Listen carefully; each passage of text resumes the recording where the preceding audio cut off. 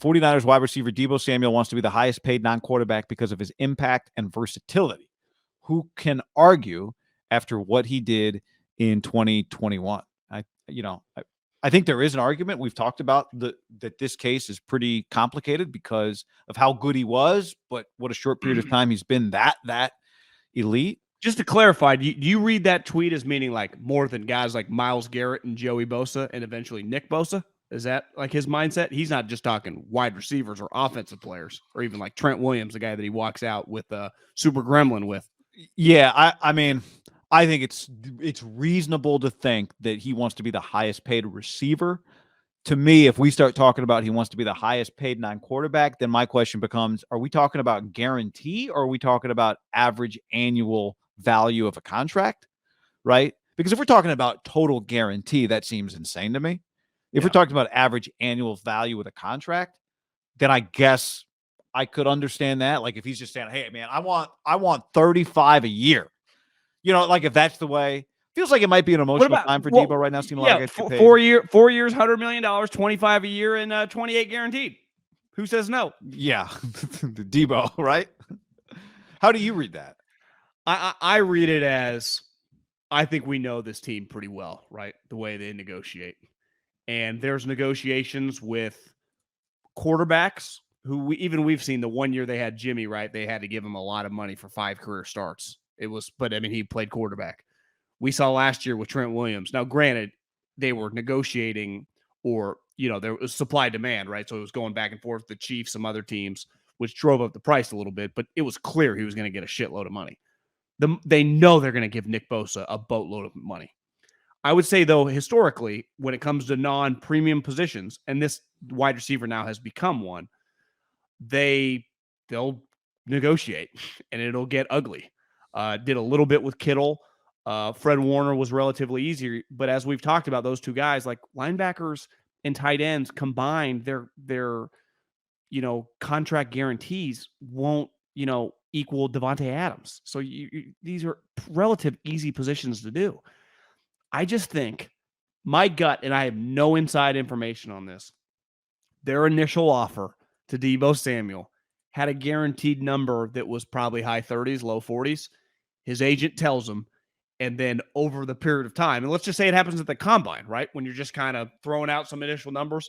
Well, then over the next couple of weeks, it felt like you get paid, you get paid, you get paid. And Deebo's like, are you fucking kidding me? So money's all relative. If whoever's listening to this, if you think you're pretty valuable to your company and they offer you $100,000 to work at the job, and then all your other counterparts that do jobs similar to you or you view yourself as equals to them make $450,000, that $100,000, even if you were just previously making $50,000, would immediately become offensive. So I understand putting myself in his shoes, but I am on the Niners side on this one, right? When it comes to I'm not giving him $70 million. That's just not an option. It's just not. But I understand where he's coming from. And as this plays out, we're just a couple weeks away from, I think, the team reporting. The story is going to either grow or it's going to kind of simmer down, right? But right now, I get where he's sitting as I think everyone listening would be offended, I'm sure, by the number they gave him. Even though, I bet in the Niners' mind, they're like, "What? You've done it 1 year," and they're right. I can see it being maybe emotional is not the right word for Deebo, but it became, I think, it felt probably pretty personal. And I think the situation that you laid out is very believable in terms of what the initial offer would have been. And then you sit down and you look at receiver. And I don't know if he's sitting there going, I'm better than that guy. What if it's like a 4 for 90, 39 guaranteed, extension, something like that, right? John, you could even go higher. You could make that number 50 guaranteed. And I bet he'd go, but he got 76. He got 70. And I'm 50? But number. But we know the number's probably not 50, right? No. But yeah, what I'm saying is I think you could bump the number up to a number we don't think the Niners would offer, and it would still be taken offense. However you want to describe it. I think it's probably a pretty jarring couple of weeks, and he might be reeling a little bit. I just carried you motherfuckers to the playoffs. Exactly. I played run. I did what you asked me to do. I became the wide back. But in a sport that it's really hard for how often do we talk about guys carrying a team to the playoffs? It's not a quarterback. It doesn't happen. It doesn't happen. And I just carried you to the. I just played basketball. Like we just played basketball. That's what I just did. I'd say the last guy that stands out to me was Adrian Peterson with that Christian Ponder team where he ran for like 7,000 yards. The team. I mean, he carried the whole year to the playoffs, right? Yeah. But that's the team. That's the team. That's the one. And Adrian was always the highest paid guy, right? By far.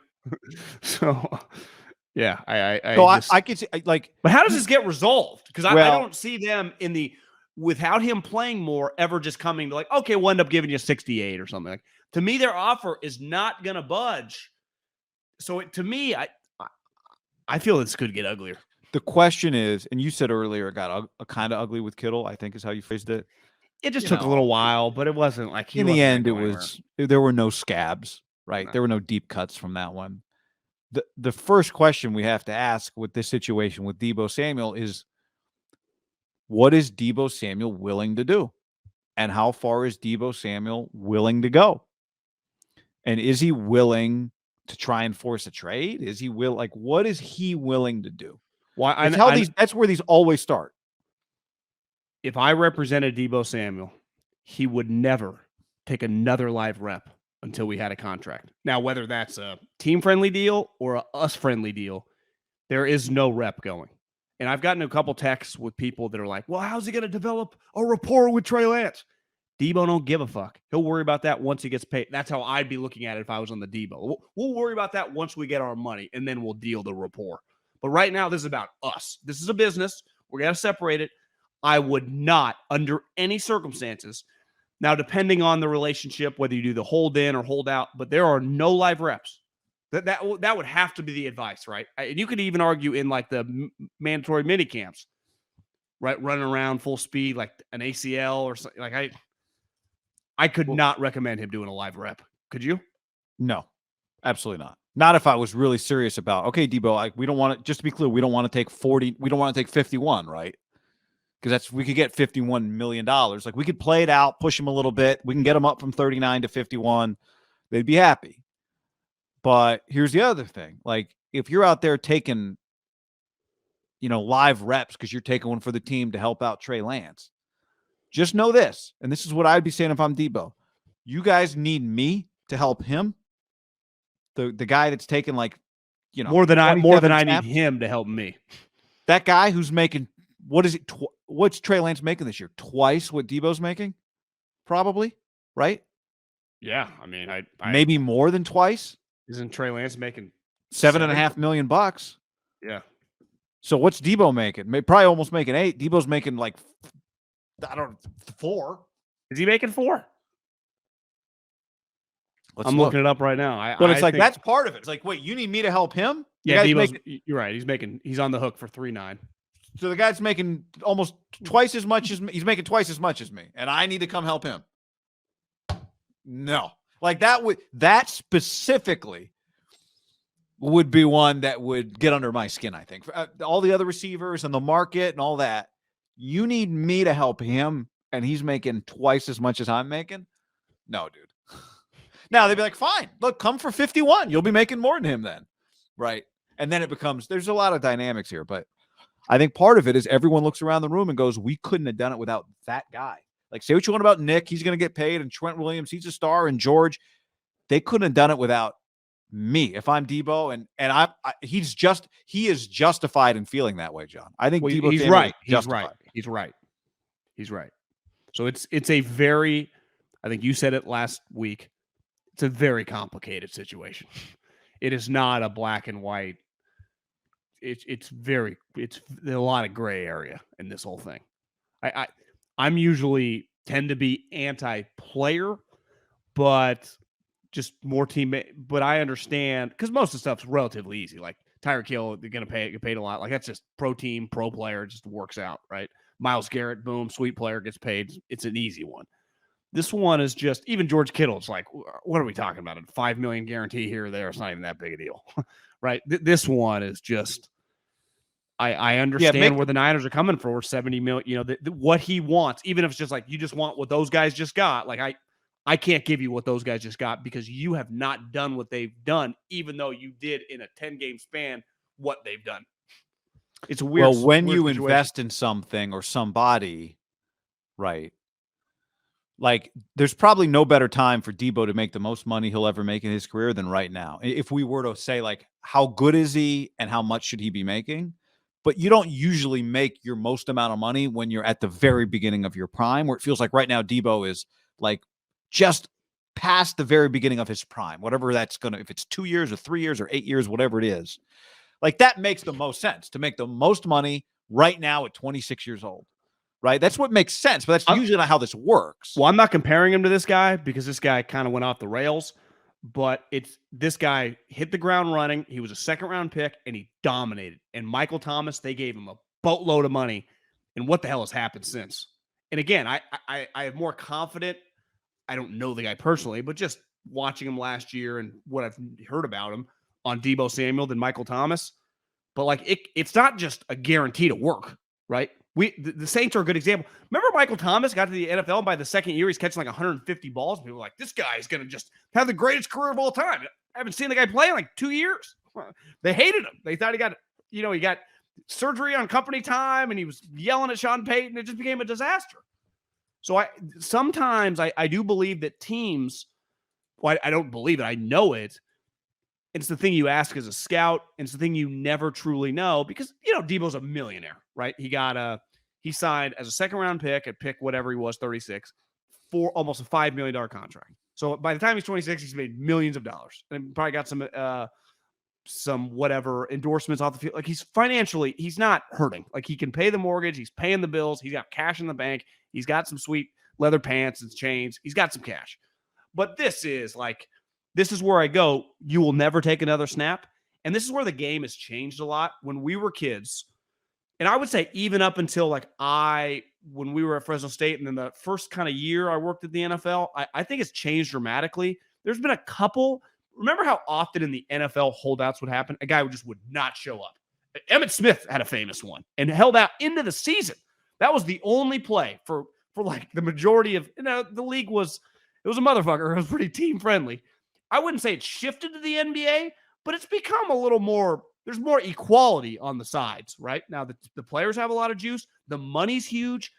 If you have the chance to get $50, $60 million guaranteed when you've only made on the field 4, or by the end of this year, it'll be, actually his career earnings will be, because this year was pretty good, would be like $10 million because he got $4 million. I think because he made an all-pro, you get tendered, you get a little bit more money that last year. But still, the difference of 60, 50. It's why TJ Watt, he had been a first-round pick, but the amount of money he had on the line, his agent had to tell him, you can never take another snap in OTAs because if some random backup offensive lineman falls into your leg, whether we end up getting 88 or 95, whatever the number is, that number disappears. And this is not, and listen, when Emmitt Smith, like, $7 million or $12 million back in 94. Money's all relative, but the money now, even relative with it, is outrageous, right? There is just too much on the line. Because the other thing I tell Deebo, if you are healthy with whatever contract you play, you won't just get the guarantee. Like you might make $100 million, right? Like Devontae and Tyreek, whatever their guarantee, they've been just banking every penny of their contract. Diggs hasn't been taking pay cuts, right? He's just thinking, and in fairness to those guys, they're not thinking the 70 million that we talk about. What do you think Devontae and Tyreek, like, I'm going to make 140.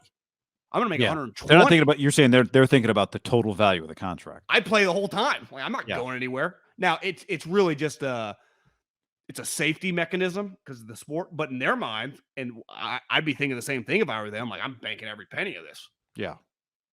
But regardless, those guys were already super rich the moment they saw, because they've already had a second contract. If I'm Deebo's representation, you could show up if you want, but we're doing the hold in. Now that's hard. And I mean, it's got to be really awkward, but I think that's kind of the move the high character guys that are team friendly did. Aaron Donald, though, held out twice, in his prime, right? Remember Khalil Mack? He held out the previous year, then showed up, and then that second year held out, and then he finally got paid. The Hard Knocks Khalil year, got traded. Yeah. Right? Wasn't it a Hard Knocks year that Aaron Donald was holding out? Yeah, and I mean, for both those guys, wasn't it the right move when it turned out $87 and $90 million? Like think how many people run businesses right now, small businesses all over America, that would sell their left fucking right toe to. Wait, why did you switch from left toe to right Well, toe? because I was going to go left nut, and then I was like, it's a little vulgar, but we do have Manscaped today. But then I went right toe. Right. But then I was thinking, because Tiger was in my head, so but just to sell a business for $20-30 million, just change their family's life, $90 million. Yeah. I just think it's under no circumstances going to take a snap. Randall on the stream asks, is it a given that he has to be signed to an extension now? Why is it expected by him to have the team sign him before the contract is complete? Well, you're coming into the last year of the deal, right? Which is typically when you start to do it. A team wants to avoid you getting a free agency or avoid having a franchise tag you. And so there are situations where it makes sense for everybody to do it now, get it off the table, get it out of the way. Because if you're a player, you are risking things a little bit if you play on the last year of a contract where you could get hurt and then you have no contract and then you're trying to get paid coming off an injury or something. You're like, we'll see what it looks like for Odell Beckham this year, right? Like if Odell had signed some extension when he got to the Rams, it would have been less, but he would not be worried right now about what his next contract is going to look like. Yeah. So that's anything else you'd add to why is it a given that he has to be signed now? Well, because I think the top players that aren't first round picks at all the positions usually sign going into their fourth year because it's smart for the team. You get the start. I mean, we're talking. You're not extending like average players. You're only extending all pro level game changers. I mean, look, Devontae Adams, extended his contract. Tyreek Hill at that point in time in their career. You extend the guy the first chance you have because that deal looks better in 2 years if he maintains that level of play. Now there's risk involved, but right. And he takes it because it's security. And if you ask the Niners, what would they choose to do? They would choose to play this year out. But I just think, and that would have been an old school like Greg Papa in the 90s, Al Davis, like they loved that type shit. That's just not an option anymore. That to me, what I was saying about how the NFL, the team having all the control, have bridged a little bit with the power of the star players. But again, they need to have the pitch of like, if he just shows up and does everything, it lessens the Niners' burden and desperation to do something, right? Yeah, if somebody's going to work for you for below market value and not ask for more, are you going to volunteer a raise? No. Why do you tip when you go to a sandwich shop, but you don't tip when you get a sandwich at Safeway, the sandwich counter? You ever got a sandwich at Safeway? There's no tip. I have, yeah. They're pretty good. They are pretty good. They're actually $7. They're like cheap. They're like $8. Sneaky. Unreal price point. Like you go there over. Yeah, good point.